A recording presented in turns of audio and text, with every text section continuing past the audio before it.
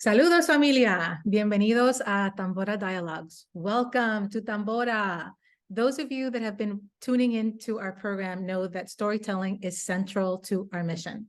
We gather to share stories about our Latin communities, celebrate our culture, our rich history, and the many contributions our people have made and continue to make to the world. Plato said that those who tell the stories rule society. And we have all been witness to how our community stories and contributions have been excluded from history books because of white supremacy culture, systemic racism, and as a way of controlling and shaping the narrative. Well, guess what, y'all? No more. We are reclaiming our stories like that of our Latin people who were the first to set foot in the United States well before the Pilgrims. Did y'all know that? That's just like one of the many truths lost in the telling of American history. And that of the 1947 Menendez-Westminster case where Latinx parents won a federal lawsuit against several California school districts that had segregated Mexican-American school children, a landmark case that actually paved the way for Brown versus Board of Education in 1954. These are just two examples of how our contributions to society are abundant, our stories and histories dynamic, and should and must be told. So our guest today in our drum circle is Carolina Saavedra. She is a person who is creating spaces to center our stories. Carolina is an executive producer and television creative. She's worked on such projects as The Day I Met El Chapo, Jennifer Lopez's Halftime, and now with John Leguizamo's Leguizamo Does America. Today, we will talk with Carolina about her personal trajectory and her passion for producing documentary projects that highlight social issues, provoke thought-provoking conversations about the human condition and how we can move our history forward. Carolina, thank you for joining our drum circle. Oh my goodness, it's my absolute pleasure. Thank you for having me. Awesome. So Carolina, I know that you are a Chilean woman. You were born in Chile and you moved to the United States at a young age to escape Chile's dictatorship. How would you say that personal experience influenced your perspective? And how has that informed you both politically and personally? You know, it's interesting because when I hear you escaped this dictatorship, it gives the impression that we wanted to leave, right? And the fact is we did not. We weren't trying to escape our country. We were not given any options.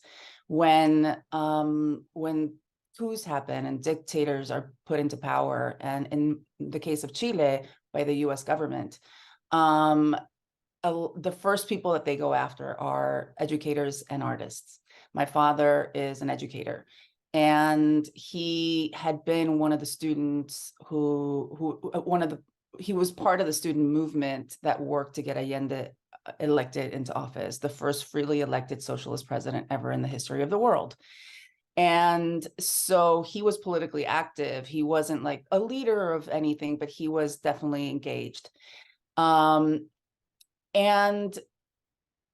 when the coup happened, my father almost lost his life that very same day. And so from that point forward, our family had to be very, very careful, as did all other families who thought anything outside of what the right-wing government was requiring us to think. And lo and behold, you know, after many teachers were let go, many artists were assassinated, after a few years, you know, they just this militant government just kept going after people, kept asking questions. Who do we need to go after? Who do we need to go after? And they put pressure on people to name names. And this woman who worked at the university in Santiago, where my father worked, eventually said my dad's name to save herself. And from that point forward, my father was blacklisted in our country. So wherever he went to work, they would eventually show up and say, you've got to let him go, right? There was really no option for us other than to leave. And truly, and I say this without any ill will towards this country, I live here, I love this country, I fight for this country. It's this is the last place we actually wanted to end up because of the association this country had with creating such chaos in ours. So, but after many applications to different universities throughout the world for my father to study and obtain his PhD, to just go on to, he was like, what can I do? Well, I can continue to study and obtain my PhD. And that's what he attempted to do by applying to various different universities around the world. And the first one that accepted him was the University of Iowa. And so by that point, we were desperate. Like we didn't have enough to keep surviving in our own country. And we don't come from a rich family. So there wasn't like that space where somebody was just going to bail us out. Right. And so my parents did what they had to do. And we ended up in the country that they least wanted to go to. And so again, going back to escaping, I mean, we were forced to go. We weren't, like the image of so many immigrants in this country is that we're all dying to get here, that we're all, that this is the only place and the only world where we assume we're going to find happiness. But quite frankly, if my father would have held out by a couple of months, I believe, if I'm getting the timeline right, he was later accepted to a French university, and that's where we would have gone, right?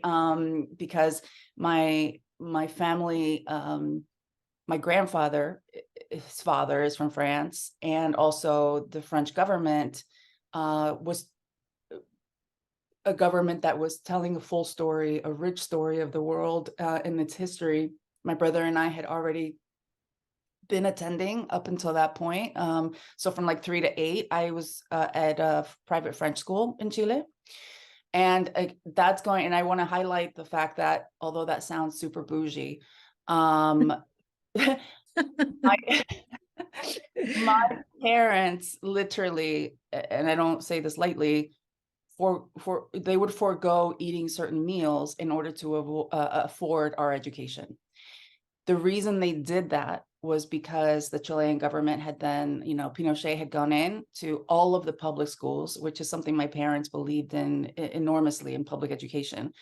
And they erased history. They just took out entire chapters of books. They blacked out everything that the government didn't want us to learn. So everything about the leaders throughout history who had rebelled against governments and all of that was just gone. So my parents, they were terrified that their kids were going to be indoctrinated into this a system that or in being taught things that were inaccurate and not the full story, right? Which is kind of like interesting that that's the battle that we're having in this country now, right? So for that reason, my parents made the sacrifice and literally did not eat at times so that my brother and I could go to this school. And so we were put in a position of privilege for sure by obtaining this education. But it was, for my parents, it was, I'm sure they saw it as life or death, of their children's spirits and their abilities. So that's why I ended up in a private school. It wasn't because my parents prioritized private. They actually are very anti-private, privatization of things, right? So I came to this country kind of like already having knowledge of the world, and it was quite shocking right off the bat that the lack of perspective that this country had about the rest of the world, let alone my country. And whereas I had been in Chile, which is not considered first world at the time anyway, and I knew so much about the world. My education was such a high level that when I came here, I tested like a couple of grades above mine, and I was already the youngest student in the class.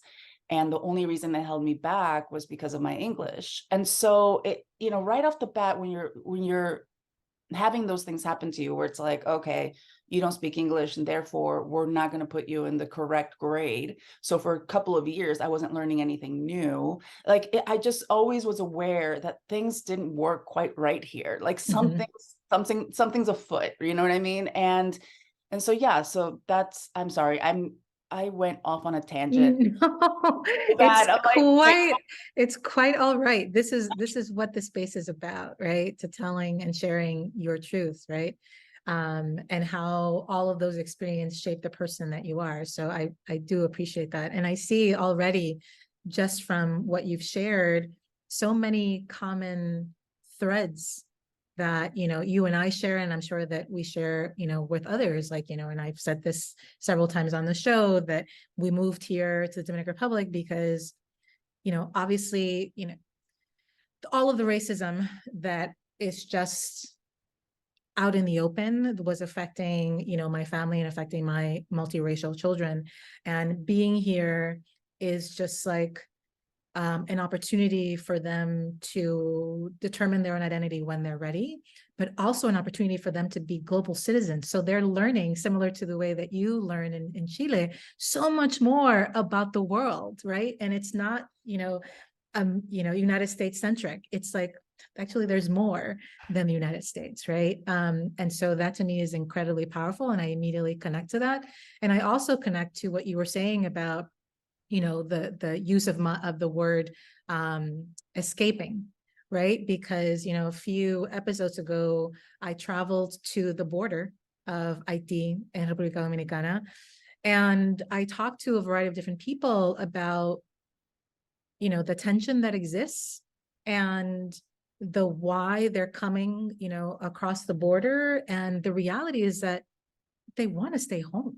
They want to stay in their homeland. But the situation has escalated in such a way that they have no other alternative but to leave. And the only way to get out is through the Dominican Republic. And then Dominican Republic serves as a launch pad for elsewhere.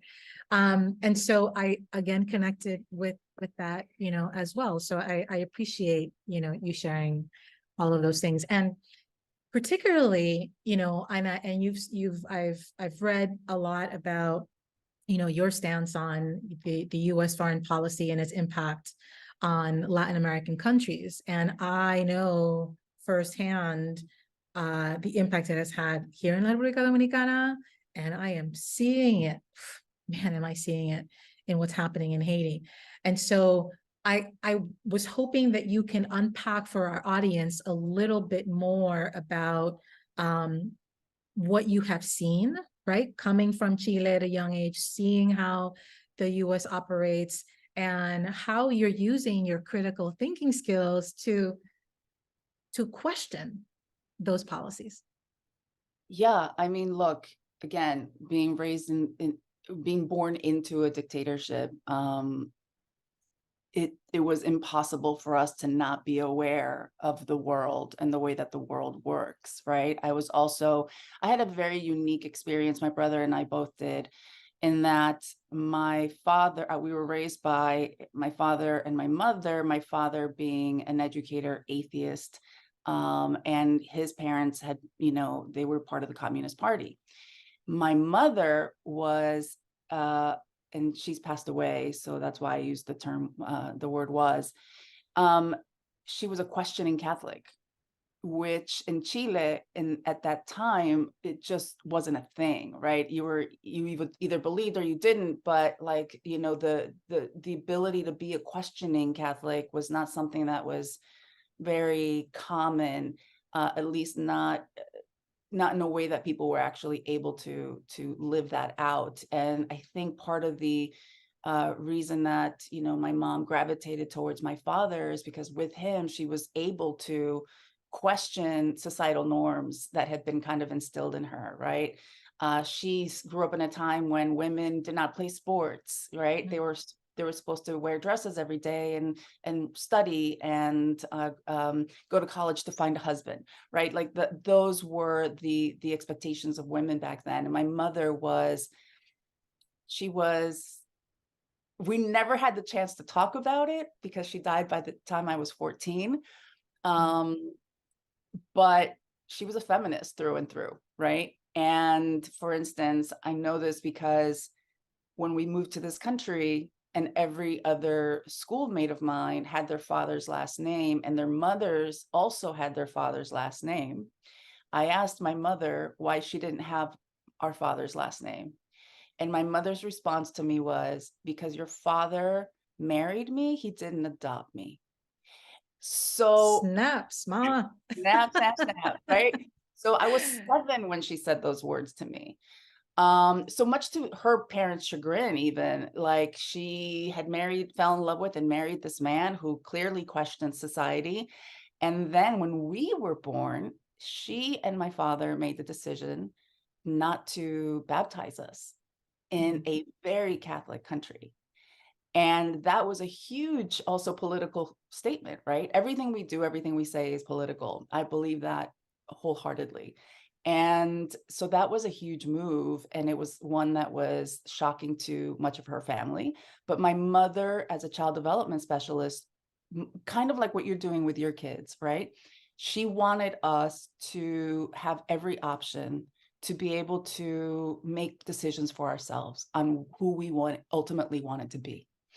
And so that's kind of like, I mention all of those things to let you know the kind of household I was growing up in when I was in Chile, right?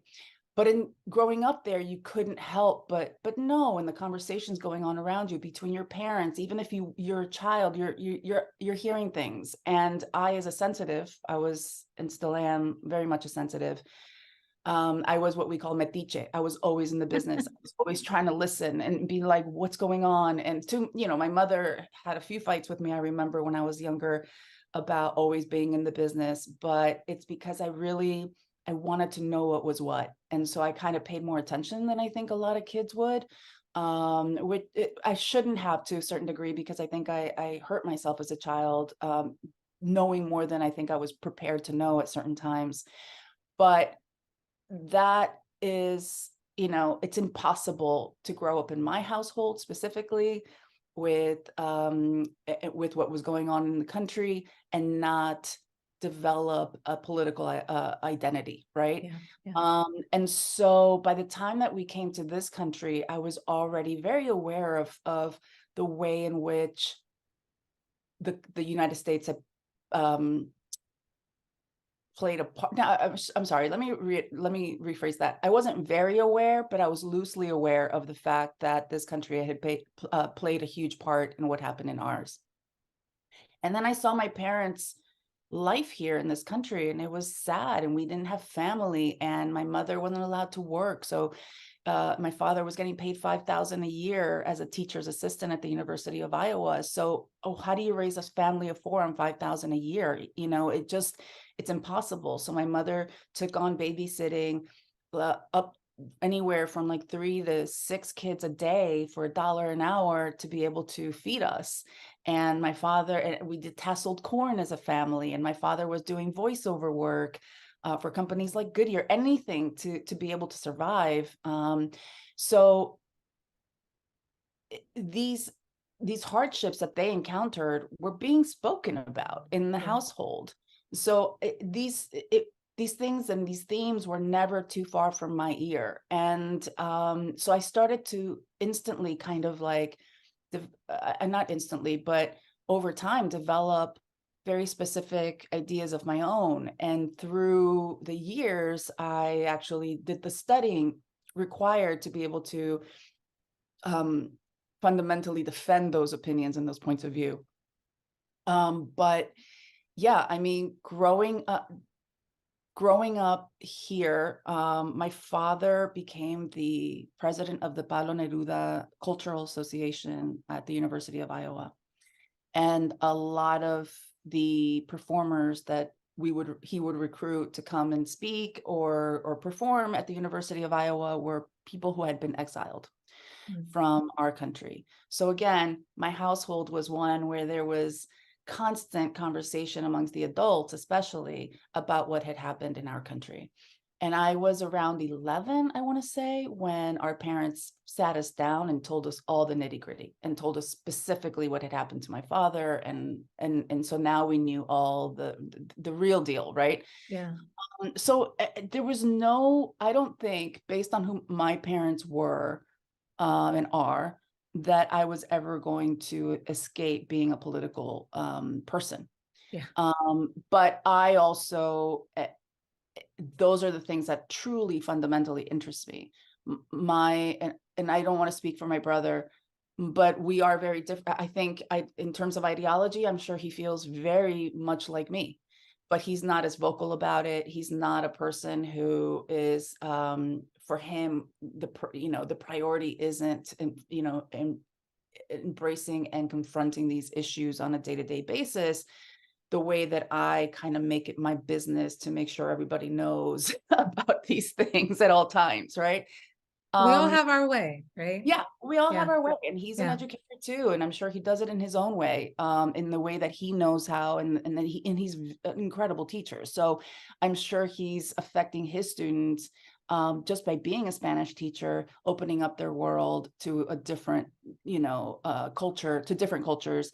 So we all do it in our own little way. But yeah, to answer your question again in a very long-winded answer, it's like there was no escaping I think who I was going to ultimately become. Yeah. And my family's history is one that was dominated by US foreign policy, period. And so when you start to learn about that, like as of the age of 11, I mean, you're already hearing conversations, you're going to listen to these exiled singers talk about what happened in our country. I was aware, right? I just didn't know to what extent my father had suffered because of it. And so, yeah, I don't think there was an option. And I just grew up in a very political space. Um, and I think I'm better off for it. I know it has created a lot of pain for me because being aware of things, is more painful than not being aware of things. So many Yeah. times throughout my life, I've said like, I wish I was a dum-dum. I wish I didn't know better sometimes. Like, I don't actually wish that, but in those moments where you're being ridiculed for believing something, or when you're being outcasted because you are a questioning human, and people don't want to be friends with you because they instantly think that you're too political, and so like those things hurt, but I wouldn't have it any other way. Yeah. I mean, there's a lot of pain in seeing the truth, finding the truth, telling, the truth. Um, but there's also a lot of joy and a lot of, liberation can happen once Power. yeah, absolutely. Liberation and power.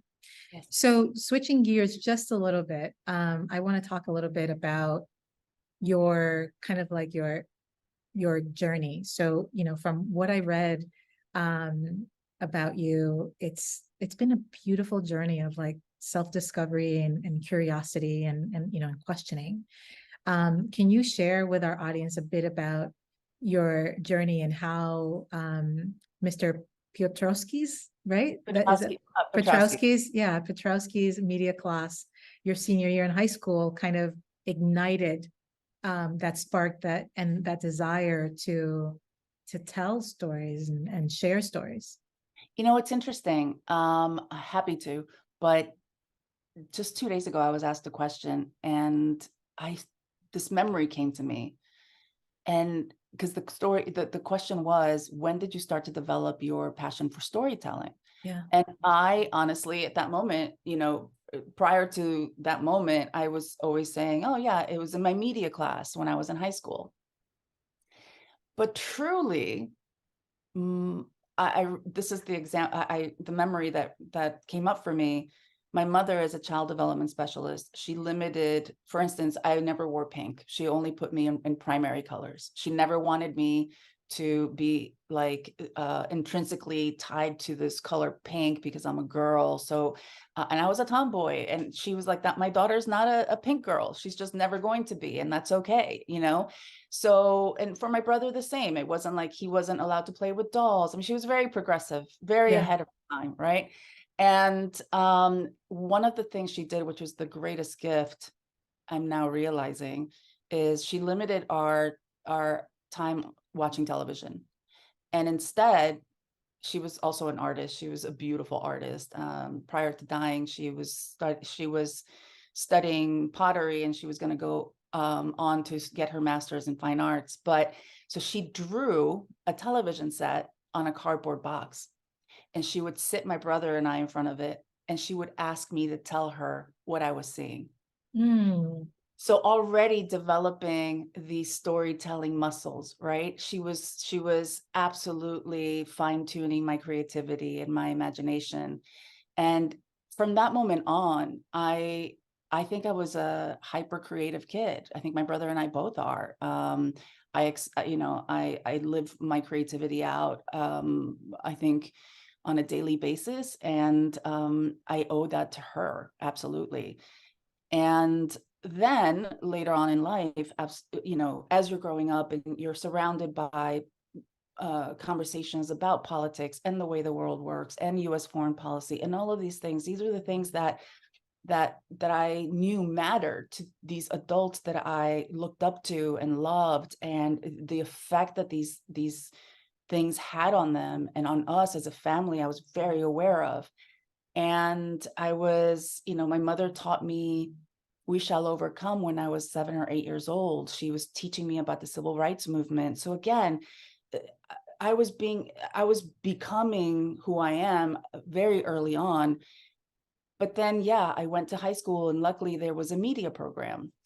And that's when I was able to put two and two together and go, oh, okay, this is a way that I can be creative, which is something I love, but also be political and attempt to change the world, which is something I need, right? Mm. And so I I love that. I love the combination of those things.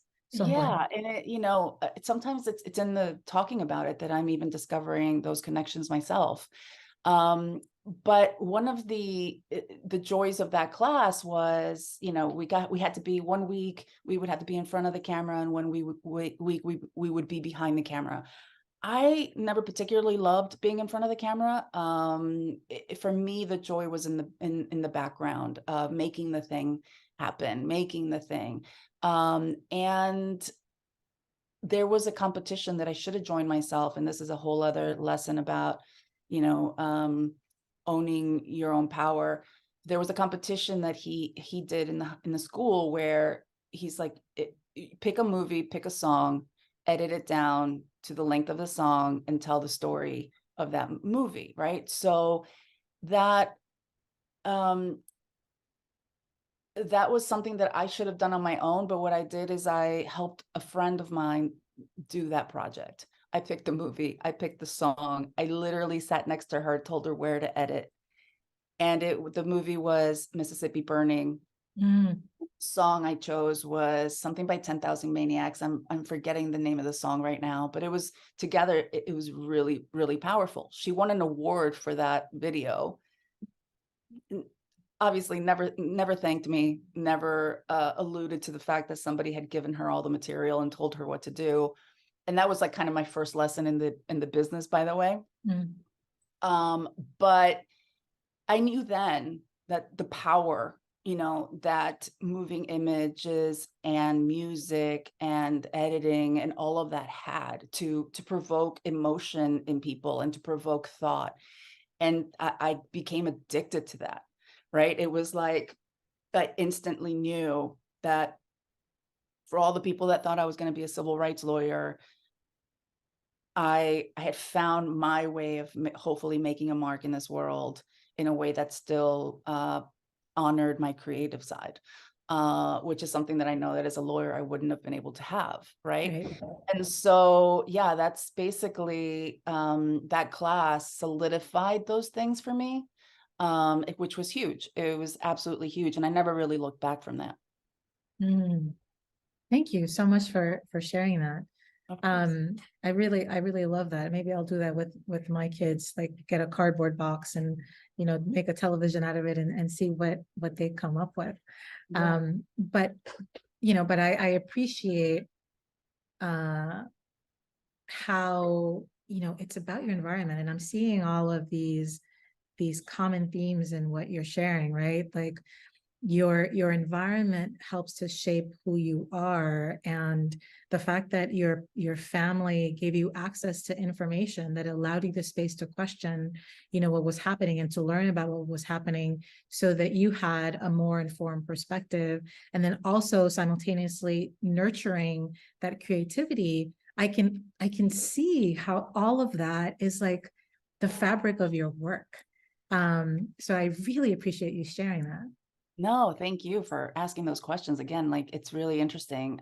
It's been a long time since anyone's asked those kind of questions of me, and I'm starting to kind of like, in some ways, um, articulate things that I've never had the chance to articulate before, which is really fascinating.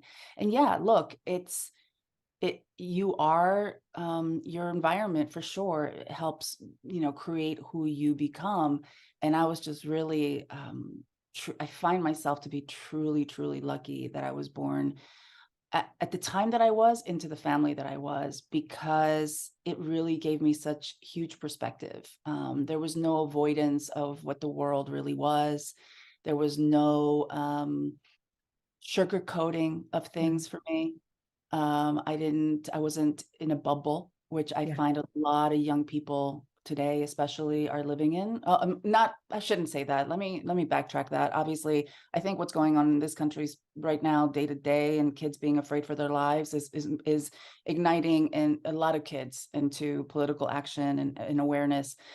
But for many years when I was growing up, people just didn't care, didn't want to know, aspire to know. They were just really happy living in their bubble of safety. Yeah. And I just always knew what was around the corner, right? So I never had that kind of like peace. I've never had it. I was Everything about my life has to do with um what happens when we're not watching, right? What Yeah. happens when we're not paying attention. So always been on guard. I've always been paying attention. And again, that sometimes has, for the most part, has served me really, really well. And I love being that person.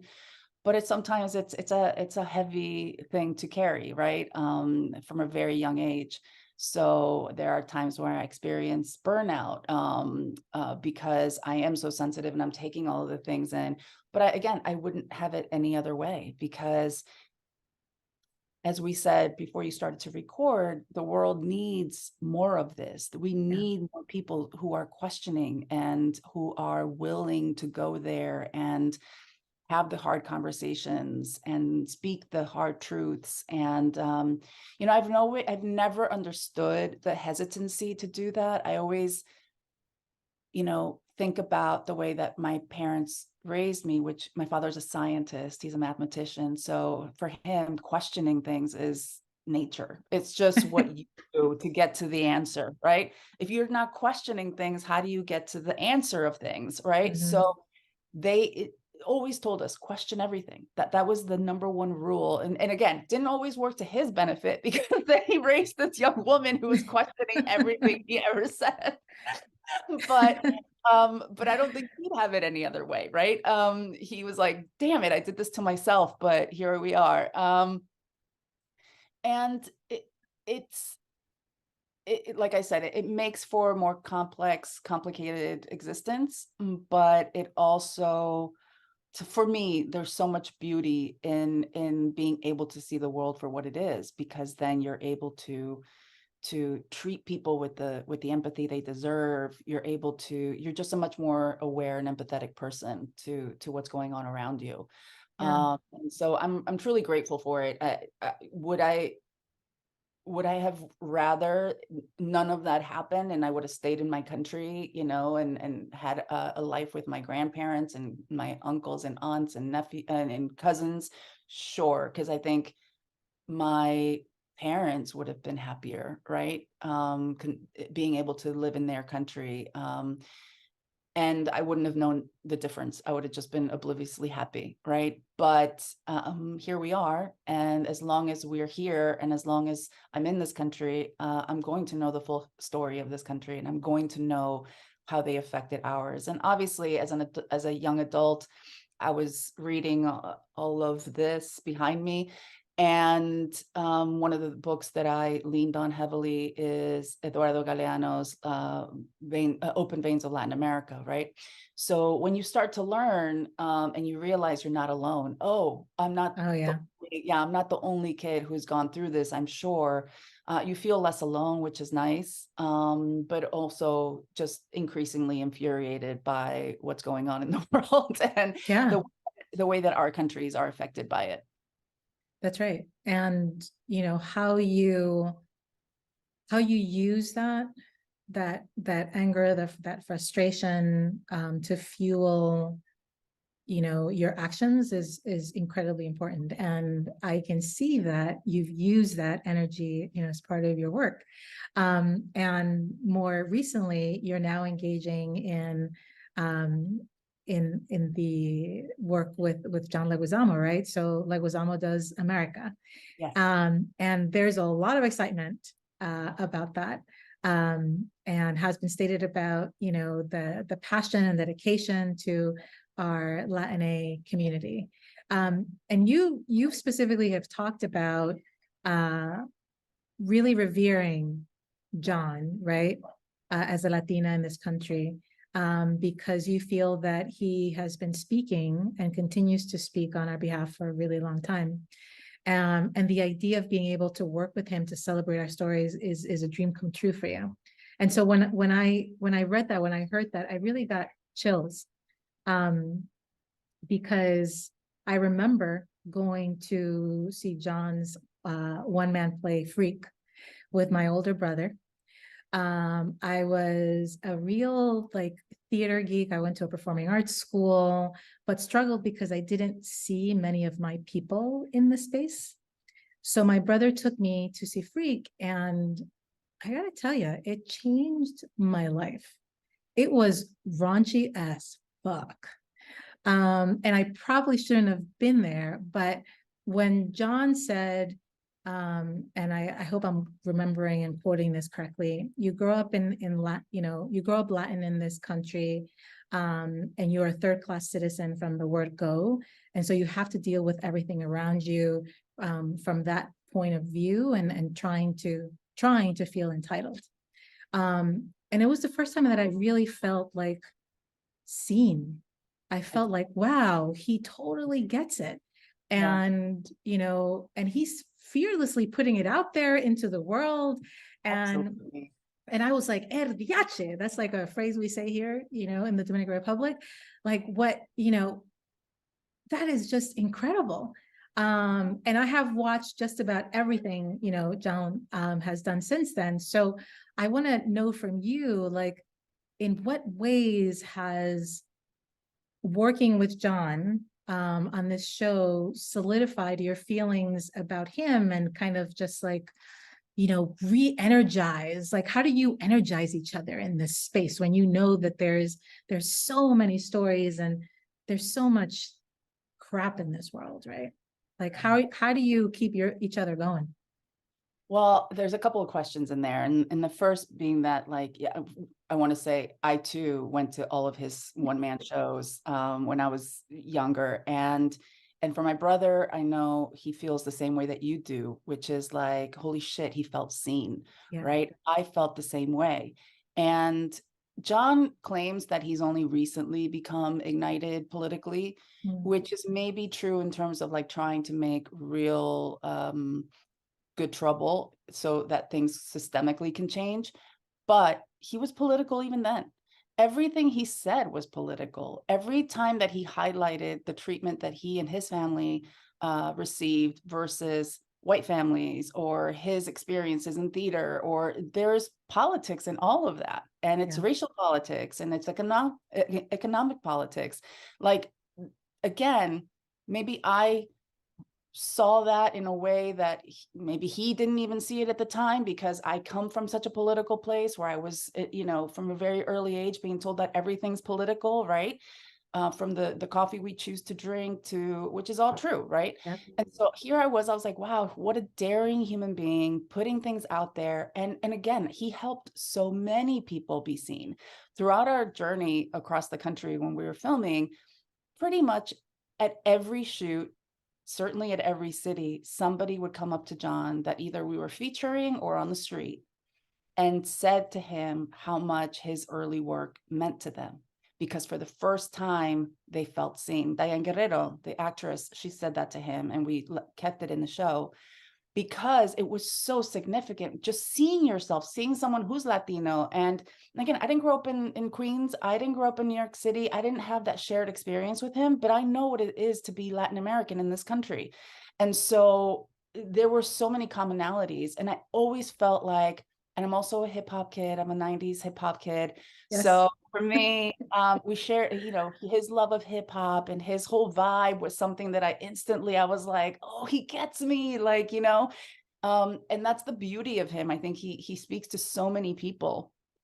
But in terms of like how we energized one another, I'd have to say that initially I think John felt when he initially met me and the references I made to the books that I had read, which are books he's read, and the way that I see the world gave him comfort in that even though we needed to make an entertaining show, that the show was going to be rooted in some real things, right? And we were going to go there when we needed to go there.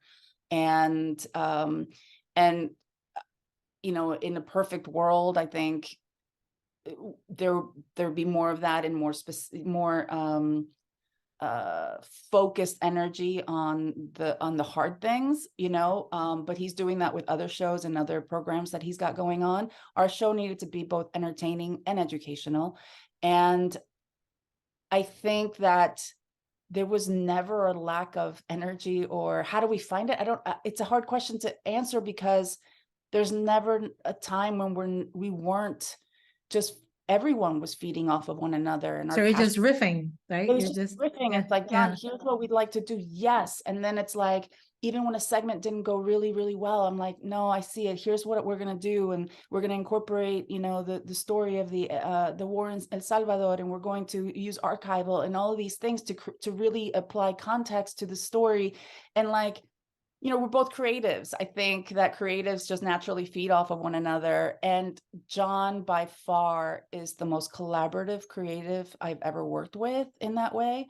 I've done a lot of work with a lot of celebrities. And he was the most open, the most willing to have conversations that were hard, the most willing to put himself out there. And Ben, our director, said it recently in an interview, there's really not much you can ask this man to do that he's not going to be willing to do. Again, we're not asking him to like jump off of buildings, but we're asking him to have hard conversations, which is something he already naturally gravitates to. So, and if there's one thing about him that I basically also learned from is that whereas I tend to focus on the negative sometimes of the, of the issue because I want it rectified, and like with anything, if I have a toothache, I go to the dentist, I don't ignore it. You know what I mean? Like I'm always going to the problem. Let's solve the problem. John is somebody that is very effortlessly able to live in the joy of things as well. Right. So for as much as there's pain, there's also so much joy.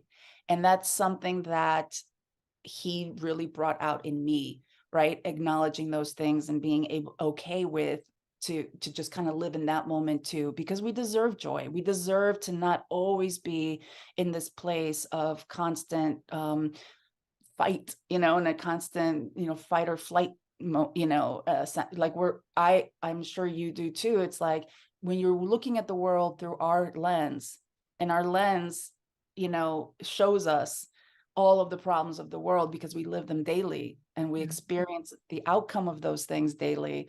Sometimes it's hard to see the light. And he's someone that no matter how hard things are for our people and our culture, he also like welcomes all the joy and puts equal importance on that.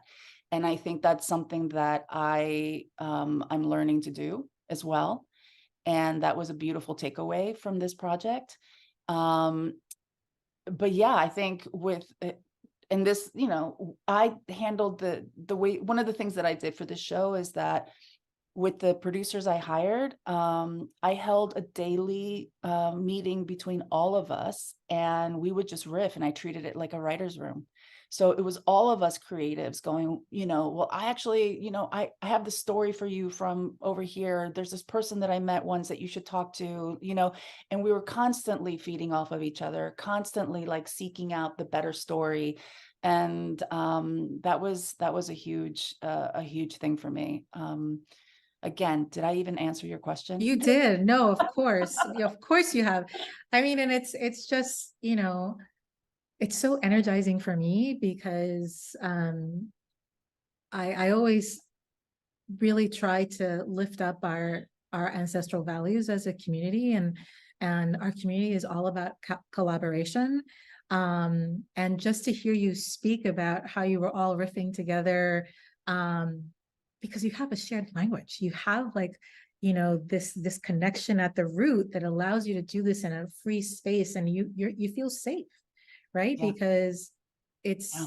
it's all of us, in the room, right? Representation, like everyone is being represented, which obviously, I know that that a lot of the talent that has participated in as part of this project is primarily Latina. Yeah. Yeah, I mean, you mean behind the scenes or behind the scenes, behind the yeah. scenes. No, it was about 70 to 75% Latinx. And that was obviously very, very intentional, right? And that's the beauty of finally being in the position that I'm in, is that I can make that happen. Mm, And I can also bring people in that maybe hadn't had the opportunity to do the kind of programming that we're doing. I take that on, and it's something that I really, really care about, giving opportunities to people.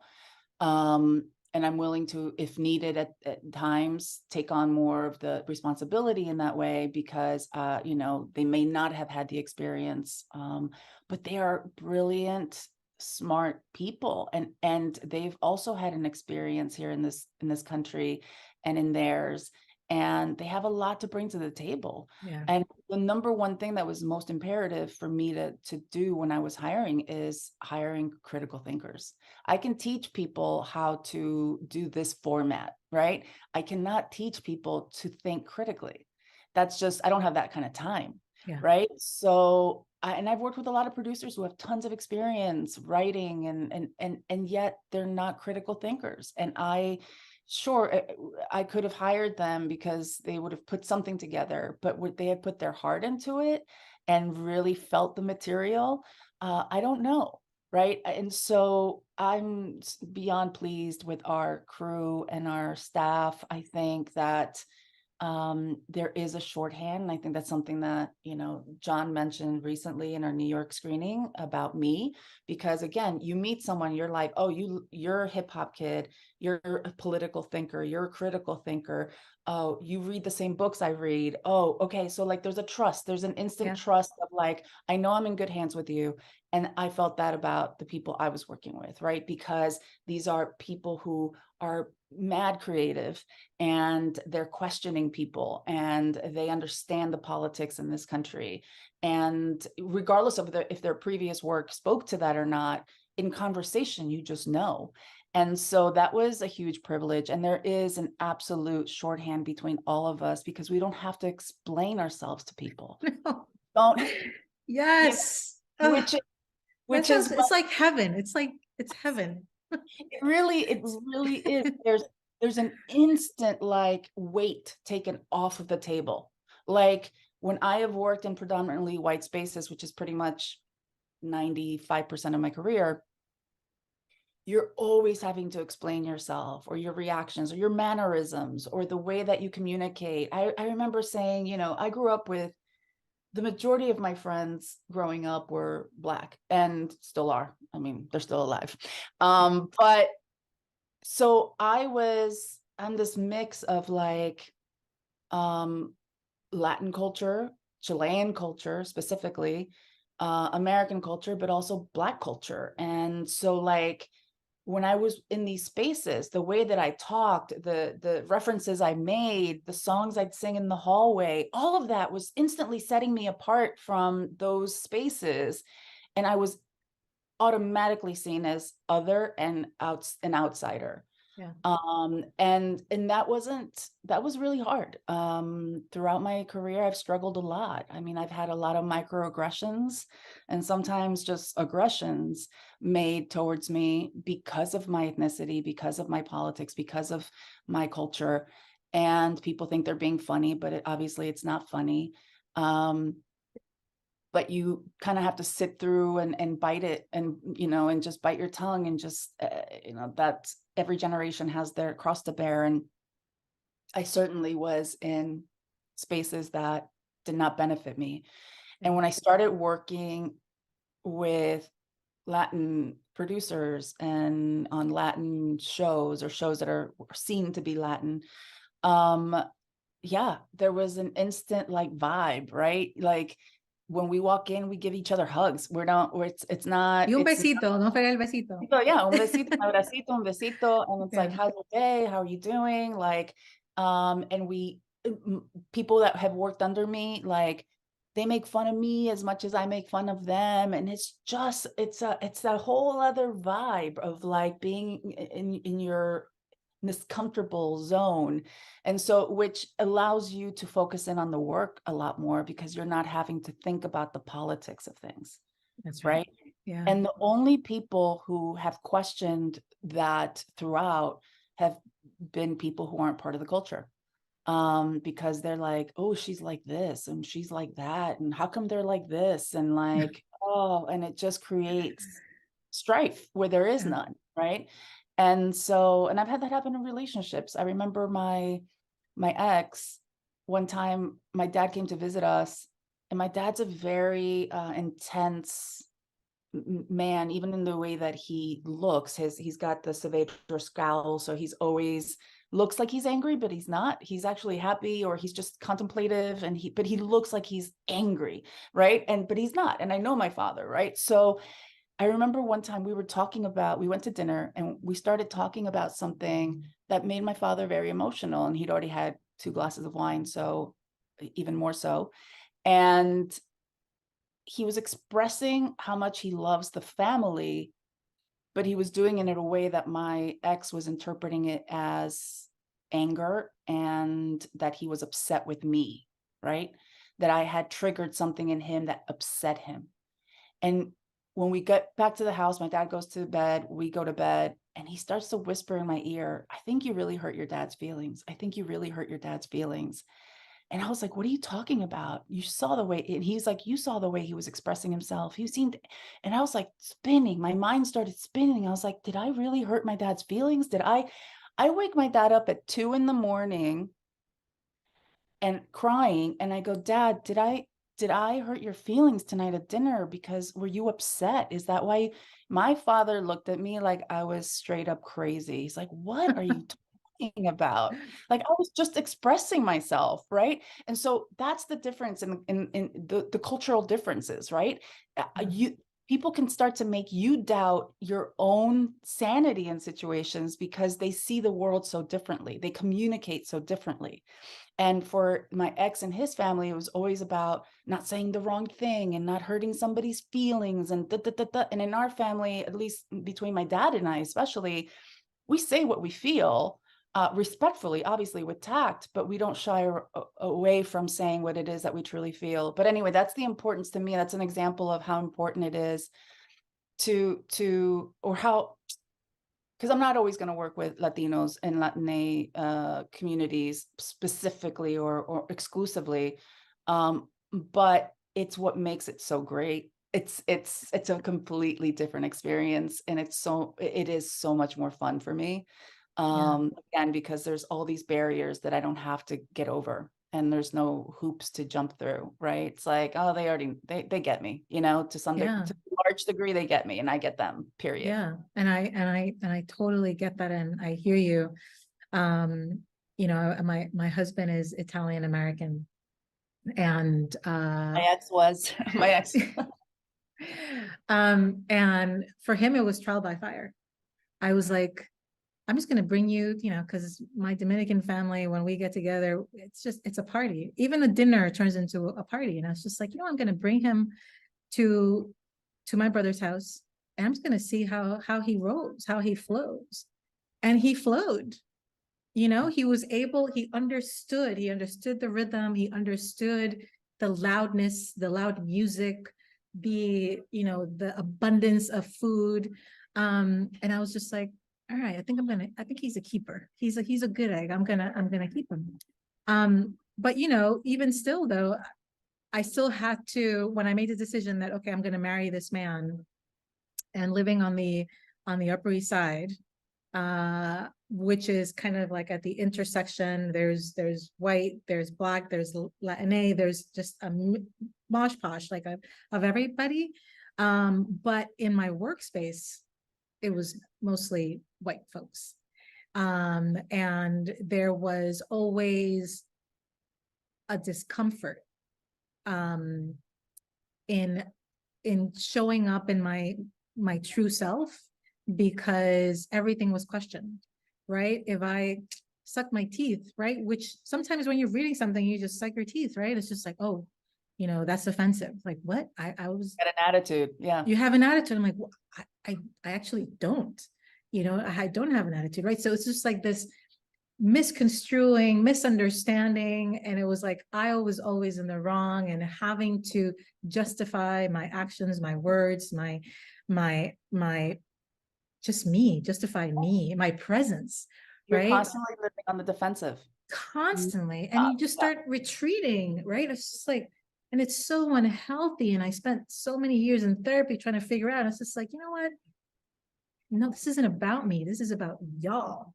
Absolutely. I mean, there's that happens in extended family, of my own extended family. It's like there are just things that are just culturally different, and I, I'm sometimes made fun of for being the loud Tia, or the like, oh, you're embarrassing us, and it's like I'm just being joyful, and I'm like, being myself. And again, and I want to highlight the fact that not all Latin cultures are the same, right? Right. Chileans, we aren't the same as a Caribbean Latin culture. We're much more sedate at times, I feel, to a fault. Like we're political. You can come party with me at any time, Carolina. Yeah, man, I'm there. I am there because I am that person within my own family, right? Because, and again, that's a lot of the influence that I had growing up with my friends who were Latina or Black, and like, and the Latina families. My best friend from college is Puerto Rican. You know what I mean? Like, so these were the homes that I was being brought into and that welcomed me. And so I have a lot of me as part of that influence. Yeah. But in Chile, we're much more like folk singers and political folk singers at that. And so it's a very different, I love it. It's so much of who I am. But we are different in that way. So, but white Americans don't even make those distinctions, No. right? They see us all as one thing, right? And so the stereotypes that they would apply to you, they instantly apply to me, and That's right. vice versa. And so it's like you're constantly defending yourself against ideas that they have about people who, that although you have so much in common with, are not technically your people. It's like you don't even understand Chile or where I come from. Like, you have no idea what our people look like. And it's like it's a constant being on the defensive and justifying for others who didn't have your experience, that your experience is valid. Yeah. Right. It's the constant questioning of like, that can't be true because I didn't go through that, and that wasn't my experience. And I'm like, well, we're not the same people. You're right. You That's have right. had a different experience. So of course you're not going to see things my way. And that's the beauty of working with people who are part of your community, because even if you disagree politically on something, culturally you understand each other. So like, you're not questioning the way I just said what I said. You're not questioning, why I just danced down the hallway with no music on. You're not questioning, the fact that when I put music on in the car, I'm dancing like a lunatic. because we're all dancing like lunatics when we're done rapping, and when we rap and like we get in the car on the way back to the hotel, we blast the music and we all are dancing. And these are things that I don't have to explain to anyone or that I have to make apologies for. And there's so much beauty in that. It's fantastic. I feel it. I Yeah. really do. So, Carolina, as our time together in the drum circle comes to a close, I wanted to ask you about your favorite Pablo Neruda quote. All paths lead to the same goal, to convey to others what we are, and we must pass through solitude and difficulty, isolation and silence in order to reach forth to the enchanted place where we can dance our clumsy dance and sing our sorrowful song. I mean, Yeah. he's So the best. if you could leave the audience with one overarching thought, what would it be? At this point in my life and in my career, the one thing I would say to anyone listening, especially if you're part of the Latinx community, is to build, establish, and maintain pride in who you are, and that everything that will happen for you will happen because of who you are, not and I say that because when I'm honoring myself, that's when good things happen to me. This show is by far the most accurate representation of who I am as a person to date, right? That I've been able to do creatively. There are many things that I am, and often I've had to work on shows that don't really speak to that.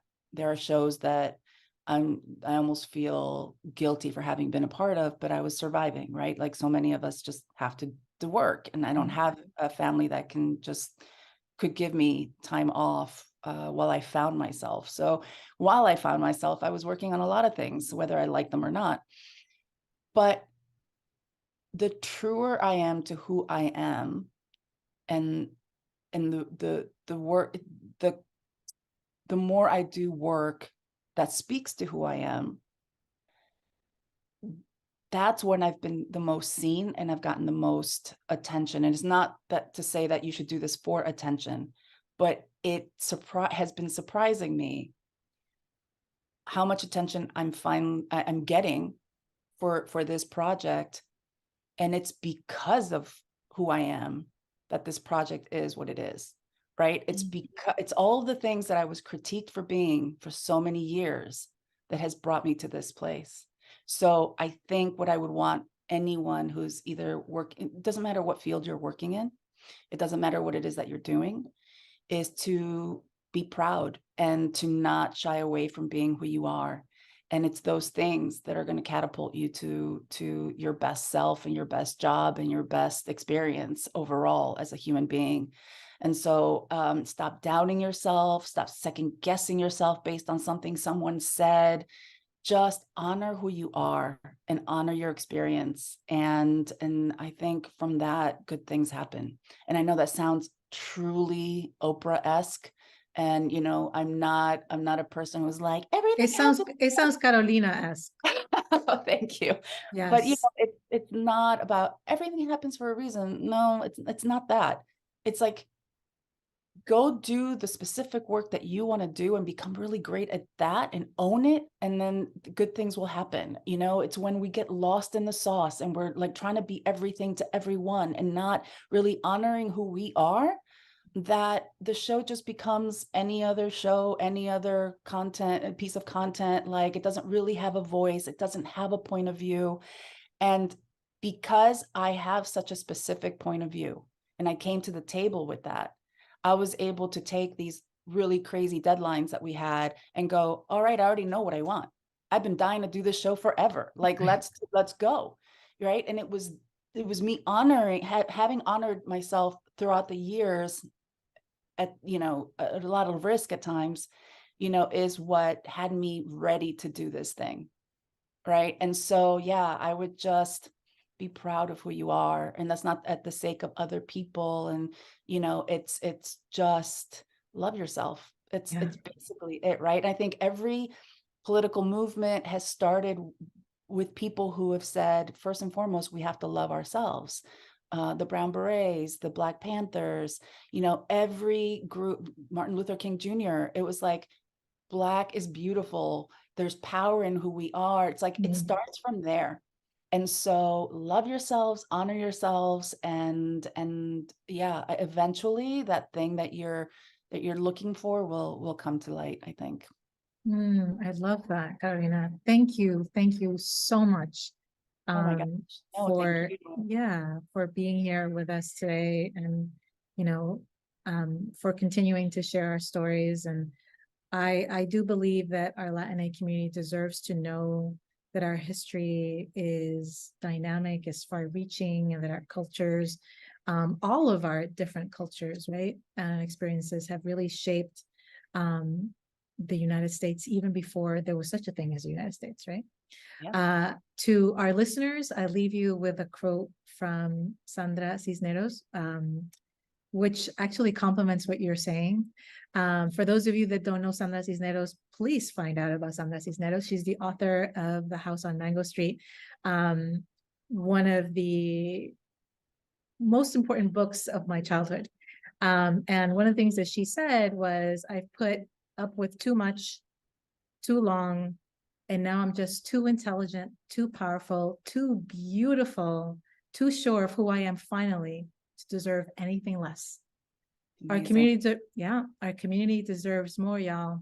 So let's Yeah, go get it. absolutely. And thank you again for the work that you're doing to ensure that that happens. It's beautiful work, and I'm with you, behind you, standing next to you at all times. Anything you need from me ever, I'm here. Mil gracias. Gracias a ti.